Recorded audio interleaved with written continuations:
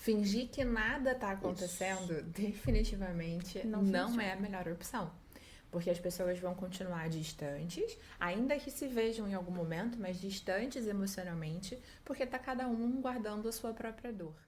Olá, meu nome é Mira. Eu sou a Raquel. Nós somos psicólogas clínicas. E hoje a gente vai responder pra vocês. Será que quando a gente vê as mães falando assim, ai, porque eu tô abandonada pelos meus filhos, eles não ligam pra mim, é sempre culpa só dos filhos mesmo, será? Mas hoje é dia das mães, a gente não vai falar mal das mães não, tá? Mas é só pra responder essa pergunta. Então, para responder essa pergunta, hoje é dia de analisar o filme Mãe e Muito Mais. Então, no início do filme, a gente tem um encontro entre três mães que estão ali no Dia das Mães juntas, reclamando de como foram largadas e deixadas esquecidas pelos filhos. E, de fato, nenhum deles mandou mensagem, nenhum deles ligou. Uma delas, inclusive, manda flores pra si mesma. E todo ano ela fala pras amigas que foi o filho que mandou aquele buquê maravilhoso e cada ano o buquê fica maior. Até que nesse encontro elas falam: o bom da gente é que a gente não tem que mentir umas pras outras e não sei o quê. E aí ela acaba confessando que, na verdade, todo ano ela é que manda o buquê pra si mesma pra não ficar tão chateada, pra não ficar tão triste. E ela que escreve o próprio cartão também. E são sempre cartões muito bons, muito incríveis. Você não se manda um bilhete, né? Não, eu não iria escrever pra mim. Sim, O que você escreveu no bilhete desse ano? você é a melhor mãe do mundo. Isso. É, você é. Gente, que filho esquece o Dia das Mães? E que tipo de filho manda só uma mensagem no Dia das Mães? Então elas estão ali reclamando e então a percepção delas é de que os filhos realmente não ligam, é de que os filhos são culpados por esse distanciamento entre mãe e filho. E daí elas decidem, num arrobo lá um pouco De loucura. influenciado pelo álcool também, ir pra cidade onde eles moram, que acho que é Nova York, né? Acho que é. Nova York, e visitá-los. Do nada, sem avisar, sem ligar, sem planejar nada. Sim. E aí, né? Aí o filme desenrola.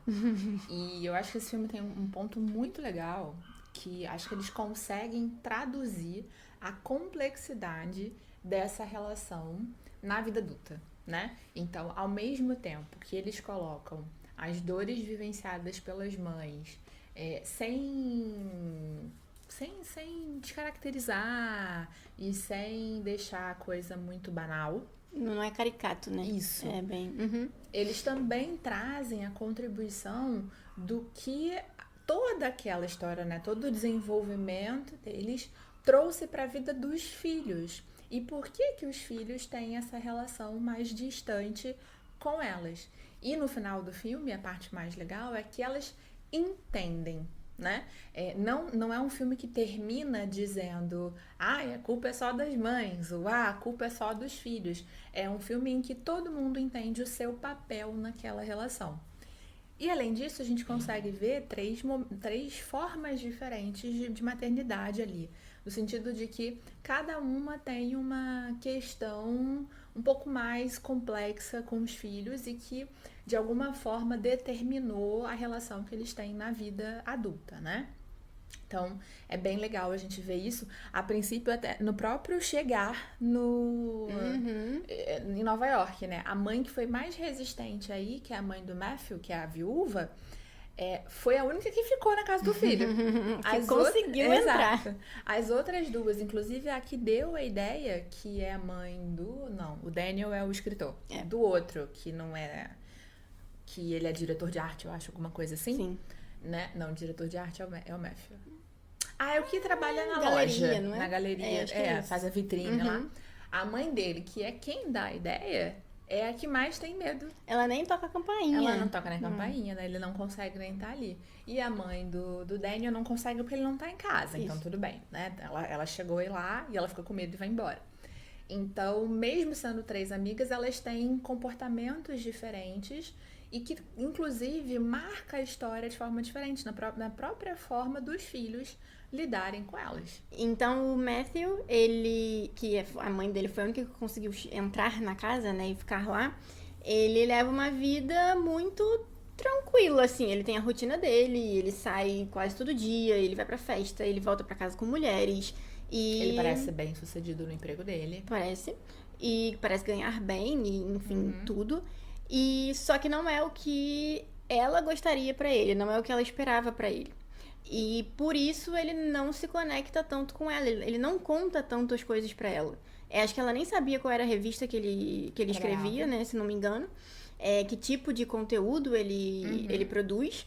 E quando ela entra na casa dele, é que ela encontra uma edição da revista, e ela lê o que ele escreve, ela vê o tipo de revista que é, e ela fica um pouco incomodada, né? E daí ela até fala pra ele uma hora, ela fala, eu criei você pra ser extraordinário, né? Pra ser excepcional. E ele justamente não consegue contar as coisas pra ela porque ele sabe disso. É verdade, ela cobrou disso dele o tempo todo. Então, se ele falar pra ela, eu escrevo isso nessa revista, ele sabe que ela vai demonstrar uma certa decepção, uma certa frustração, e ele não quer encarar isso, ele não quer lidar com isso. Sim. E ele também consegue, né, mostrar pra ela o quanto ele gostaria que ela tivesse protegido mais quando ele era criança, né? Em algum momento eles estão conversando sobre o pai dele e que o pai dele o criou para não ter problemas, né? Para não ter perdas. Ele precisava ser o melhor e que ele gostaria de ter sido protegido pela mãe. E na hora ele fala, porque você não ia nos meus jogos e tal. E aí na hora ela não fala nada, mas depois ela conta que ela também achava que o pai era duro demais. Mas como ele começou a vencer, ela achou que ela estava errada e deixou o pai continuar exigindo demais do menino. E aí esse ponto da conversa é muito bacana, porque há uma conexão muito forte entre eles nesse momento, né? Em que ela assume que ela poderia ter feito mais e ao mesmo tempo ele se sente acolhido por ela, ainda que seja na vida adulta. Então tem uma virada muito legal da conversa deles nesse momento e que depois, né, toca o resto do filme, dela conseguir então se desvencilhar do ex-marido, né, que faleceu, porque ela vai descobrir lá, né, que ele aprontou e tal. Mas essa capacidade dela de assumir que estava errada é fundamental, né? E muitas vezes a gente vê que as pessoas não têm essa capacidade. Elas percebem que estão erradas ou às vezes sequer aceitam a possibilidade de estarem erradas. E isso atrapalha muito a vinculação, atrapalha muito as relações. Porque quando é evidente que a pessoa está errada e ainda assim ela não consegue assumir isso, é muito difícil para outra pessoa lidar com aquela situação, né? Porque ela vai estar magoada. E a gente precisa entender que é normal ficar magoado numa situação como essa. E principalmente que as pessoas erram, né? E as pessoas podem errar mesmo querendo acertar, como é o caso dela. Sim. Ela queria acertar, ela queria ajudar o filho e ela errou. E legal, ela reconhece, ela pede desculpas, eles tocam a vida. Então é importante a gente ter isso em mente. Sim. E é o caso de todas as mães, né? Não tem como acertar sempre, acertar o tempo todo. A gente sempre fala na terapia que mães fazem o melhor que elas podem. Sim. E nem sempre elas vão fazer o que realmente vai ser melhor pro futuro, vai ser melhor pra agora, mas é o que elas conseguiram naquele momento, foi o melhor daquele momento. O mais importante é que elas se esforcem pra esse melhor. Reconheçam quando errarem. Exatamente. E tá tudo bem. Tudo ótimo. Errar faz parte da vida do ser humano. Exatamente. Então a gente vai vendo que isso acontece com as outras mães e filhos também. Eles vão conseguindo se entender, vão conseguindo se abrir mais um com o outro, meio por falta de opção também, mas acontece. Então, por exemplo, a mãe do Daniel, que é o escritor, ela conhece a namorada dele. E eles são judeus, né? E a menina não é. Então ela tem um certo preconceito com a menina por conta disso. Mas ela vai no salão de beleza que a menina trabalha, ela conversa, ela conhece, ela vê como que a menina é boa, como que a menina gosta do filho dela. E a percepção dela muda. Mas aí a gente entende por que o Daniel não entrava em contato com ela. Porque toda vez que ele entrava em contato, ela cobrava ele de que ele tinha que casar, que ele tinha que ter filho, que ele tinha que namorar uma menina da religião, tarará. Então por que ele vai ficar se desgastando desta maneira? Sim. Né? E aí, ao longo do filme, a gente vai vendo que ela consegue flexibilizar isso um pouco, consegue assumir também que errou, ele também, de certa forma, né? Então, eles conseguem se entender e ter uma proximidade de novo, sabe? Filho, por que você não comentou comigo? Você nunca gostou dela mesmo, mãe? Que diferença faz? Bom, eu nem conheço ela, sou só uma stalker maluca de internet. E eu tava errada. Eu sempre imaginei como seria te ouvir dizer essas palavras, mas na verdade você estava certa, então... Não. Então, toda a essência do filme é essa, de como que na vida adulta, às vezes, a gente precisa, sim, ter umas conversas difíceis, mas que resolva questões não bem resolvidas da infância e da adolescência. Fingir que nada tá acontecendo, definitivamente Não não funciona. é a melhor opção.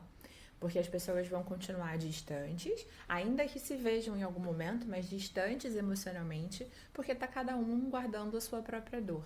Então, quando a gente senta para resolver, né, de maneira respeitosa, claro, mas quando a gente consegue colocar para fora, é mais fácil das pessoas, dessa relação ficar mais agradável para todo mundo, né? Exatamente.